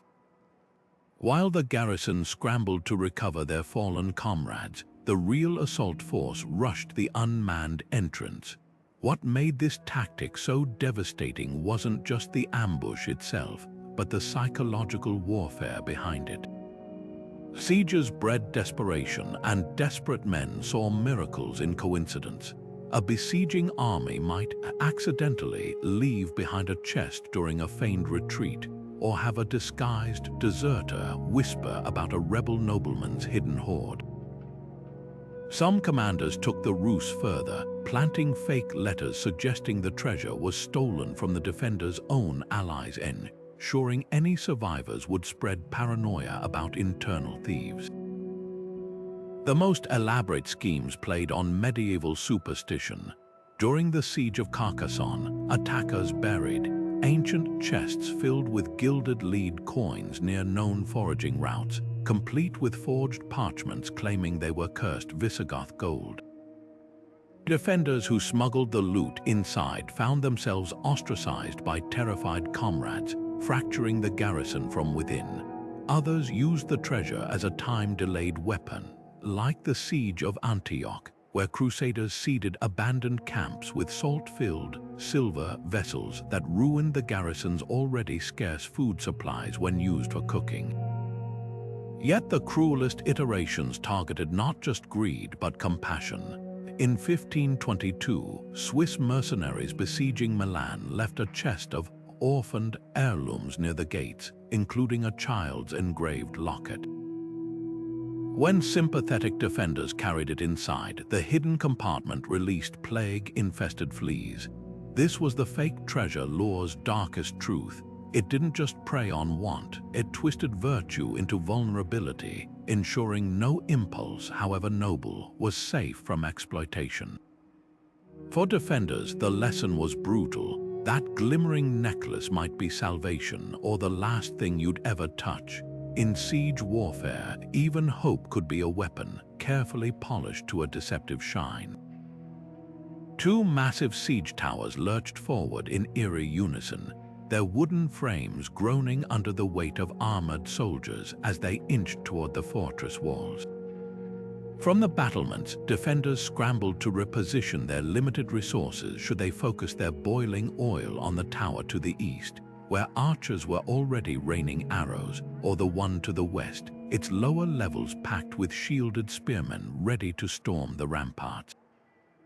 This was the dual siege tower gambit, a masterstroke of psychological pressure that turned simple mathematics into an unwinnable equation for those trapped inside. History's most effective use of this tactic came during the Siege of Acre in 1191, where Richard the Lionheart's forces constructed twin towers nicknamed bad neighbor, and God's own sling. Each stood taller than the city walls, but their true power lay in their synchronization. As defenders frantically divided their fire between the two, a third, smaller team of sappers exploited the distraction to undermine a neglected gatehouse.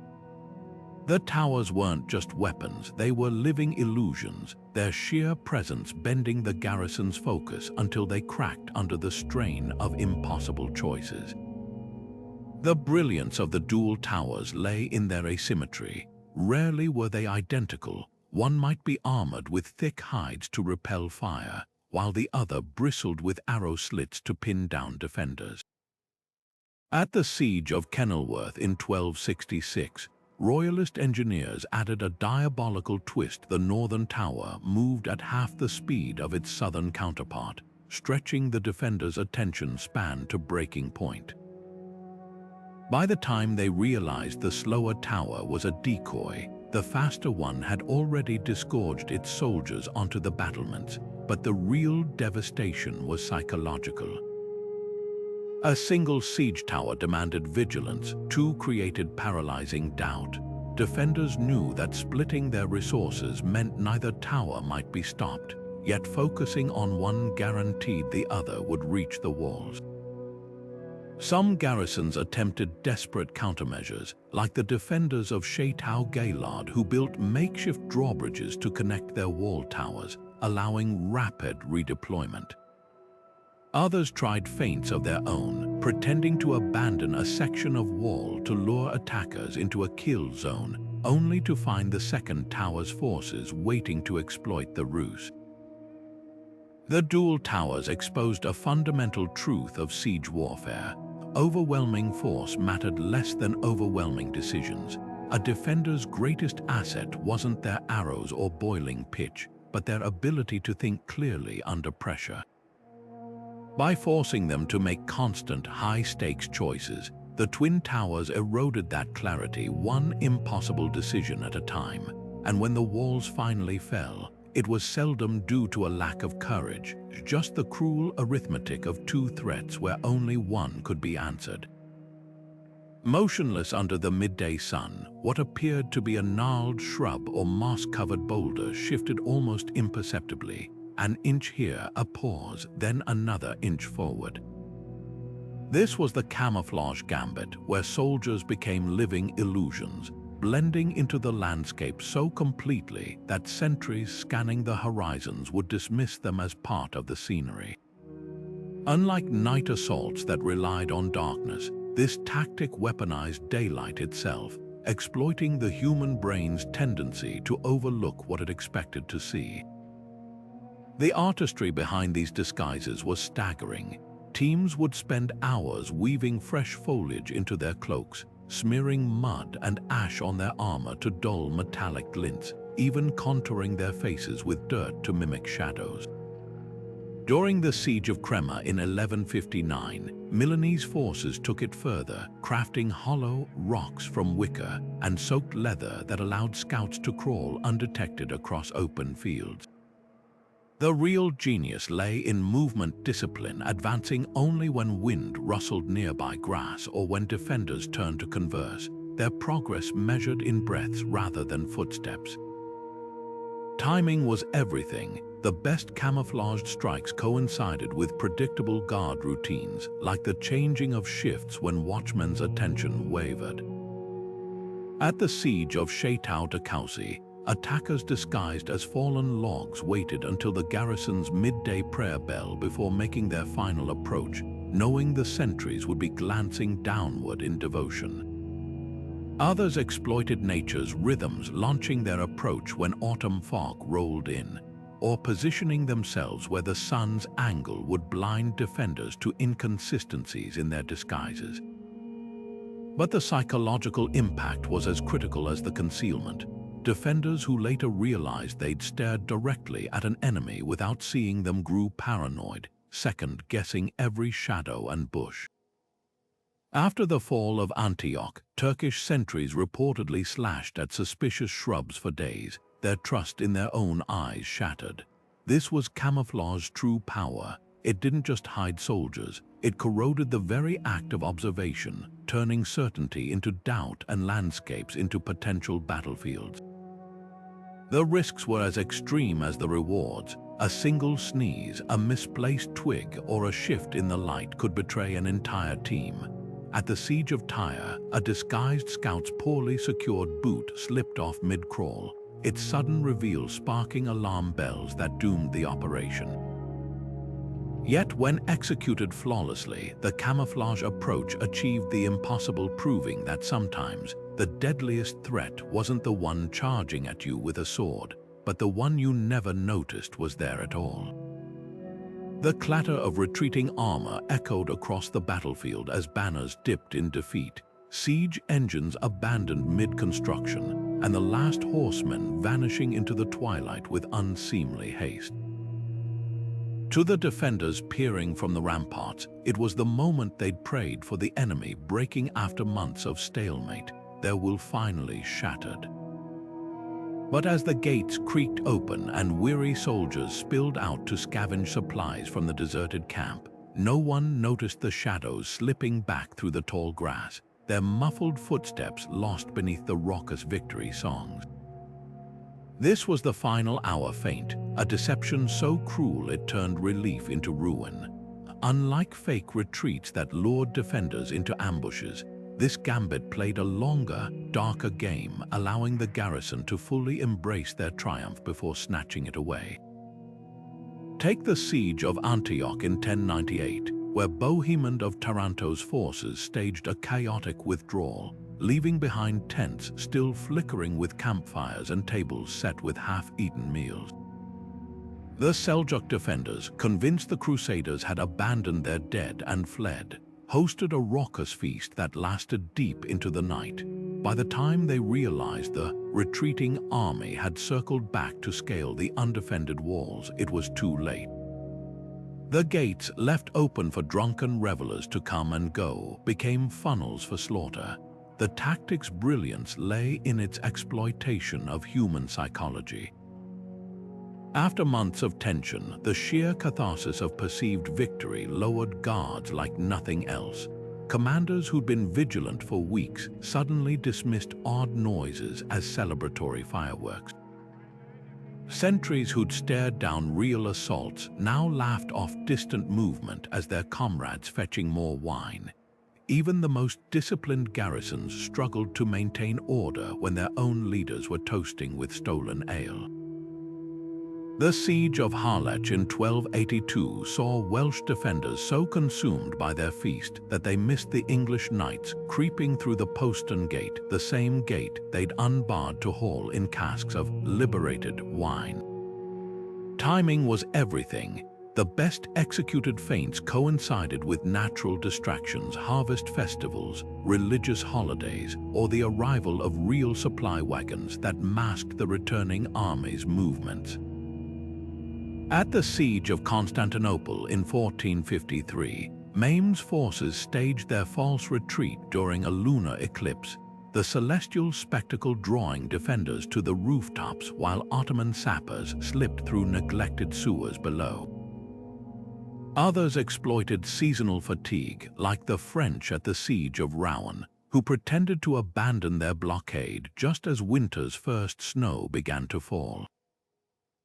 The Norman garrison, desperate to replenish firewood and food before the storms, rushed out in disarray straight into a pincer attack hidden in the blizzard. But the cruelest twist came after the breach. Attackers often allowed the feasting to continue just long enough for alcohol to dull reflexes and camaraderie to scatter weapons. Chroniclers of the Siege of Jerusalem described crusaders finding drunk defenders still clutching roasted meat in one hand, their swords sheathed and armor undone. The final hour feint didn't just defeat armies, it hollowed out the very moment of their triumph, leaving survivors to grapple with a chilling truth. Sometimes victory was just the prelude to annihilation. The lesson echoed through the ages. In siege warfare, the most dangerous enemy wasn't the one you feared, but the one you'd already celebrated defeating.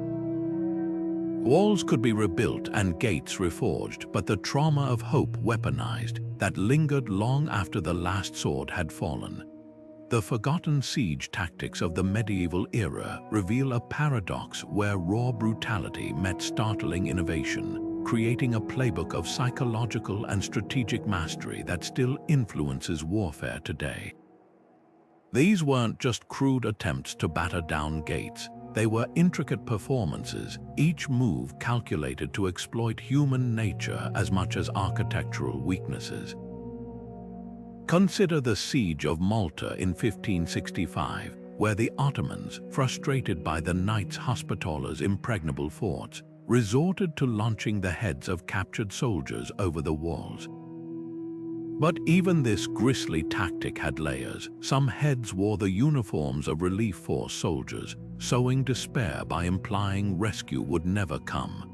It was warfare as theater, where every prop and gesture carried lethal subtext.